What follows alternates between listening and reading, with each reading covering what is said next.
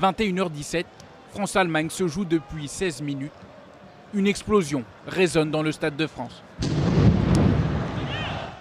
Quelques minutes plus tard, une seconde. Des kamikazes viennent de se faire exploser à l'extérieur de l'enceinte. François Hollande est en tribune, il est rapidement évacué. Sur le moment, personne ne semble réaliser ce qu'il se passe. On a entendu 2 déflagrations pendant la première mi-temps.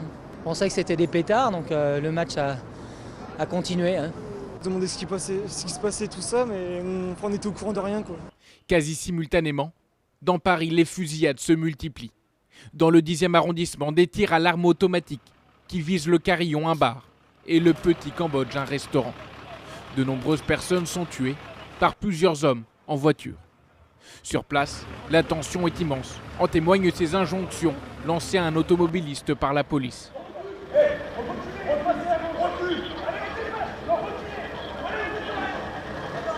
Dans le 11e arrondissement de Paris, rue de Charonne, un autre carnage. Entre 2 et 3 minutes de tirs en rafale, selon des premiers témoignages. Après plusieurs rafales, on a pensé dans un premier temps à des pétards et arrivé sur les lieux, une zone de cauchemar avec toute une terrasse remplie et tout le monde à terre, des cris. Les personnes sont arrivées en voiture, ont tiré plusieurs chargeurs et elles sont parties tout de suite après plusieurs rafales. Une autre fusillade rue de la Fontaine-au-Roi dans le 11e arrondissement fait plusieurs morts. Peu avant minuit, François Hollande s'adresse aux Français. Mes chers compatriotes, au moment où je m'exprime, des attaques terroristes d'une ampleur sans précédent sont en cours dans l'agglomération parisienne. Il y a plusieurs dizaines de tués. Il y a beaucoup de blessés. C'est une horreur. L'état d'urgence, lui, sera proclamé sur l'ensemble du territoire. À ce moment-là, une seule attaque est encore en cours. Des terroristes ont investi le Bataclan, une salle de spectacle.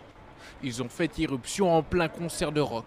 Au milieu du concert, il y a eu des sortes de pétards que j'ai entendus dans mon dos, comme tout le public. On pensait que ça faisait partie du show. Et il y a eu un mouvement de foule tout à coup, où tout le monde s'est précipité au sol.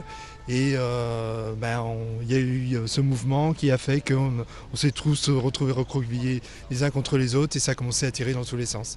Après les premières rafales, ils prennent une partie du public en otage pendant près de 3 heures. L'assaut final, lui, dure 30 minutes. Les 4 assaillants meurent, 3 en actionnant leur ceinture d'explosifs.